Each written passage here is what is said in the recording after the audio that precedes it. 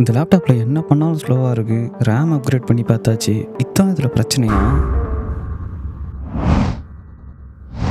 என்னோட கசின் இந்த லேப்டாப்பை என் கையில் கொடுத்துட்டு, இந்த லேப்டாப் ஸ்லோவாக இருக்குது, அது மட்டும் இல்லை இந்த லேப்டாப்போட ரேம் அப்கிரேட் பண்ணி கொடுக்குறியான்னு கேட்டான். நானும் பண்ணித்தரேன்னு சொல்லியிருக்கேன். அதுதான் இந்த வீடியோவில் பார்க்க போகிறோம்.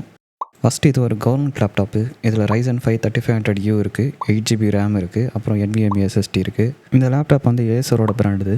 பட் இருந்தாலும் இந்த லேப்டாப் வந்து ஸ்லோவாக தான் இருக்குது. இப்போ நான் யூடியூப் ஓப்பன் பண்ணி காட்டுறேன் பாருங்கள். இந்த பேஜில் இமேஜ் லோட் ஆகிறதுக்கு எவ்வளோ நேரம் எடுத்துக்குது பாருங்கள். எந்த ஆப் ஓப்பன் பண்ணாலும் ஸ்லோவாக தான் இருக்குது. இப்போ அதை ஃபிக்ஸ் பண்ணுறதுக்கு முன்னாடி நான் ரேம் அப்கிரேட் பண்ணிடலாம். ஆக்சுவலாக இதில் பார்த்தீங்கன்னா என்னோட 16GB ரேம் இந்த லேப்டாப்பில் போட்டு வச்சுருக்கேன். அந்த ரேம் எடுத்துகிட்டு இப்போ 8GB ரேம் ஆர்டர் போட்டு வர வச்சுருக்கேன். இந்த ரேமை இதில் போட போகிறோம். அதை எப்படி பண்ணுறதுன்னு இப்போ பார்த்துடலாம். இந்த ரேம் எவ்வளோ ஆச்சு நான் எடிட்டில் டிஸ்பிளேயில் போடுறேன். ஃபஸ்ட்டு லேப்டாப் ஆஃப் பண்ணி திருப்பி போட்டுக்கலாம். பின்னாடி இருக்கிற எல்லா ஸ்க்ரூவையும் கட்டிக்கலாம். இங்கே வாய்ட் வாரண்டின்னு ஒரு ஸ்டிக்கர் இருக்கும், அதுக்கு பின்னாடி ஒரு ஸ்க்ரூ இருக்கும், அதையும் கட்டிக்கலாம். யாருன்னா கவர்மெண்ட் லேப்டாப்பில் வாரண்டி கிளைம் பண்ணியிருந்தீங்கன்னா கமெண்ட்டில் சொல்லுங்கள்.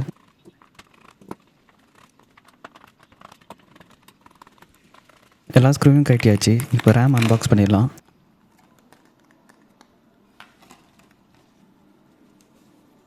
இப்போ இந்த ரேமோட கவர் இருக்குது பார்த்தீங்களா? இந்த கவரை நம்ம இந்த கேப்பில் விட்டோம்னா நம்ம கட்டாக்குன்னு ஒரு சவுண்டு கேட்கும். இப்போ லேப்டாப்போட பேக்கை நம்ம கட்டிட்டோம். அப்புறம் இந்த ஸ்க்ரூவெல்லாம் எடுத்து இதில் போட்டு வச்சுக்கலாம், சேஃபாக இருக்கட்டும். இந்த லேப்டாப்பில் பார்த்தீங்கன்னா 512GB NVMe SSD இருக்குது. இதுதான் வைஃபை கார்டு. அப்புறம் இந்த ரேமை தான் நம்ம மாற்ற போகிறோம். லேப்டாப் ஓப்பன் பண்ண ஃபஸ்ட்டு விஷயமா இதை பண்ணிவிடுங்க. பேட்டரிலேருந்து மதர் போர்டுக்கு ஒரு கேபிள் போகும், இந்த கேபிளை டிஸ்கனெக்ட் பண்ணிவிடுங்க. இதை பண்ணாதனால என் லேப்டாப்பில் என்ன ஆச்சுன்னு பாருங்கள்.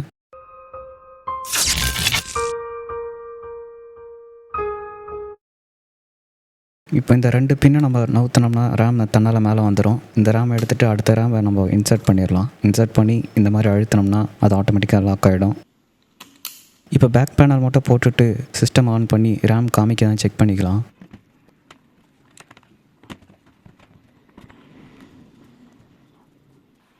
ரேம் காமிக்குது, கிட்டத்தட்ட 15.7GB கிட்ட காமிக்குது. பாக்கி ரேம் வந்து இன்டகிரேட்டட் GPU யூஸ் பண்ணிக்கும். இப்போ நான் சிஸ்டம் ஸ்லோவாக இருக்குன்னு சொன்னால அந்த விஷயத்துக்கு வருவோம். அதை எப்படி ஃபிக்ஸ் பண்ணுறதுன்னு பார்க்கலாம்.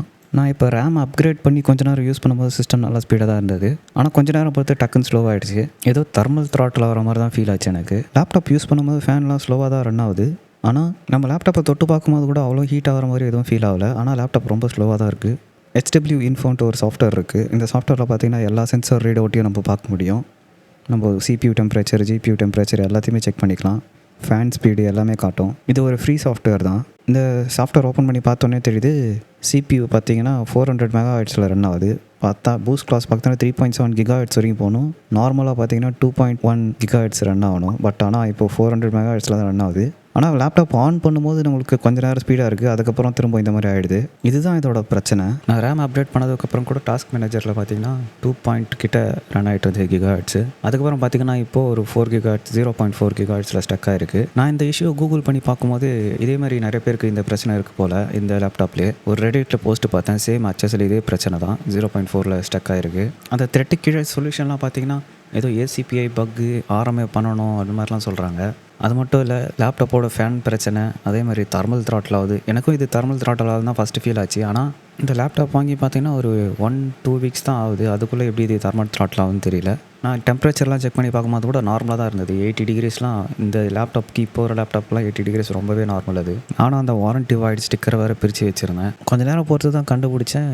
டாஸ்க் பாரில் பார்த்தீங்கன்னா ஒரு ஆப் ரன் ஆகிட்டுருக்கு, கண்ட்ரோல் சென்டர்னு சொல்லிட்டு. இதில் பார்த்தீங்கன்னா லேப்டாப் குவைட் மோடில் இருக்குது. இந்த ஆப்புனால தான் இவ்வளோ பிரச்சனையுமே. நான் கூட என்னமோ ஏதோ நினச்சேன், சர்வீஸ் சென்டர்லாம் எடுத்துன்னு போகணுன்னு நினச்சேன். பட் ஆனால் சிம்பிளாக முடிஞ்சிருச்சு. ஆனால் இந்த பிரச்சனையை நான் கொஞ்சம் நேரம் பொறுத்து திரும்பவும் ஃபேஸ் பண்ணேன். அதுவும் பர்ஃபார்மன்ஸ் மோடில் வச்சு கூட இந்த பிரச்சனை திரும்ப வந்தது. 400 MHzல ஸ்டக் ஆனது. அதனால் நான் போயிட்டு மொத்தமாக இங்கே இருக்கிற கண்ட்ரோல் சென்டர் அப்புறம் அந்த பர்ஃபார்மன்ஸ் ஹோல்ட் பண்ணுறது மொத்தம் ஏசர் சாஃப்ட்வேரையும் அன்இன்ஸ்டால் பண்ணிட்டேன். அப்புறம் க்ளீனாக போயிட்டு ஏசர் வெப்சைட்லேருந்து இந்த லேப்டாப்க்கான டிரைவரை டவுன்லோட் பண்ணி மொத்தமாக ரீஇன்ஸ்டால் பண்ணேன். இப்போ அந்த பிரச்சனை சால்வ் ஆகிடுச்சு.